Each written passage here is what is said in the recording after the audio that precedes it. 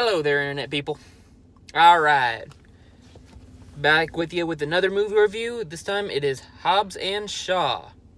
Alright. Time to give you my thoughts. Those of you new to my channel, I do 5 different categories for my movie reviews. They are character development, story arc, viewer enjoyment, creativity/authenticity, and then real life relatability. You can get up to 2 points in each category. Alright, starting out, character development. With this being whatever soap movie, it ties in, and it does tie in to the rest of the Fast and Furious universe. Yes, the characters Hobbs and Shaw from the other ones, but that's pretty much about it. So, the only 2 new characters are Shaw's sister and the main villain guy, Black Superman. For the life of me, I can't remember what his name is from the movie. They did not... Baron, I think? I don't know. I have to check.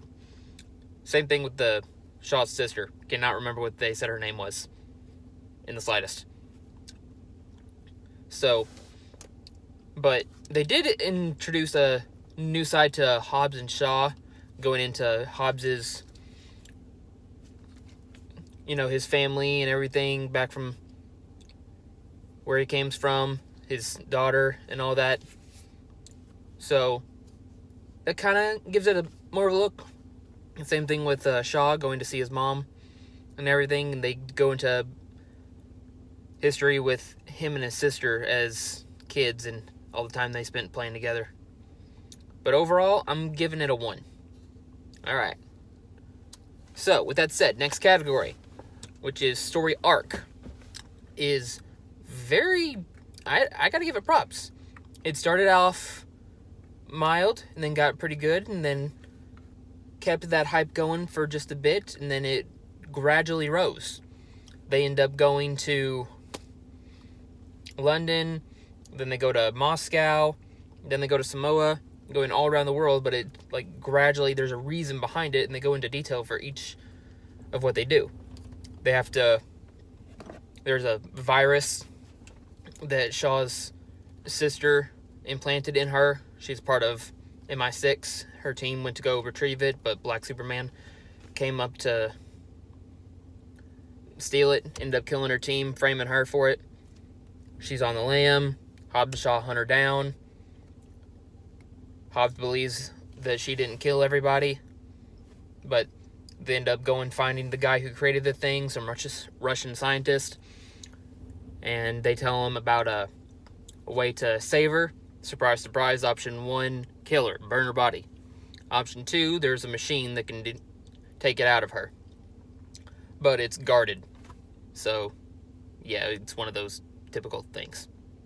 But they end up breaking into the thing, doing a play that Shaw and his sister did as kids, and it ends up working. They steal the machine, it busts as they leave, and then they go to Samoa to find Hobbs' brother who can fix it. They fix it, they get it out, big battle, and so yeah, it gradually goes, and there's a reason behind. You can feel a lot of the emotion, so I'm giving that a 2. Okay, so next category, which is viewer enjoyment. Overall, I'm only going to be giving viewer enjoyment a 1. It was nice, it was calm, it didn't have too big of a pizzazz, and it wasn't terribly underrated. I enjoyed it. Felt it could have done better, but it was a nice medium, which wasn't trying to blow everything out. But it was good, but I'm only giving it a 1. Don't let that dictate anything. Alright, next category. Creativity/authenticity. So, coming up with new things for this world, in the Fast and Furious world. Like I said, the only references to the old movies are the characters themselves. Other than that, there's only one thing that I thought it was. It was as they're escaping from the Russian lab retrieving that device. they end up doing Shaw's sister jumps off of a little Jeep 4-wheeler thing that they're on, and Hobbs catches her in a big tactical military truck. And from what I thought is they said the Crazy 8 or something, which was a reference to Fast and Furious 7 when they did that whole switch with Ramsey in the spinny car scene. But anyway, other than that, which they didn't do anyway, but other than that, not really much for history, but they did go into like a deeper, more sci-fi human thing. But they did go into a lot of that, so with that said, that conflicting, I'm giving it only a 1.5. And the last category, which is real life relatability. So the evil company behind everything just is wanting to cybernetically enhance every human on the planet.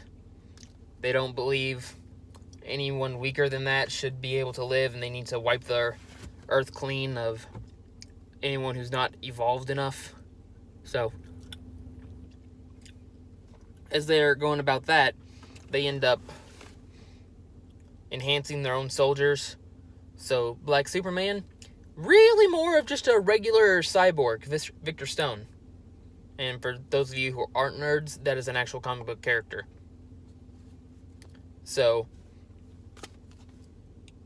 as they're going about with that, it just like keep upgrading, and it's not just their biomechanics, it's also their weaponry. They have a nanochip laced gloves that you have to be wearing in order to use any of the weapons. They're all computerized machine guns and handguns. So it's yes, it's sci-fi, but if reality had something like that, it was set to where it was believable sci-fi. Like, they used technology that could eventually happen. Like, there are already like biotech skeletons that the military is trying to develop now. So every technology is believable eventually. So for that, I am going to give it a 2. So with that said, with character development getting a 1, story arc getting a 2, viewer enjoyment getting a 1, creativity/authenticity getting a 1.5, and viewer and real life relatability getting a 2. That brings the total to a 7.5 out of 10. So overall, good movie, about an average rating. Go see it, don't go see it. Don't want to tell you how to live your life, but I enjoyed it. Might watch it again if the time comes. If it's on, maybe. But overall, not bad. I'd recommend it. If you have any other movies that you want me to rate, or can think of anything, just let me know. Leave it down in the comments section, and I'll get back with y'all. Alright. Y'all have a good one.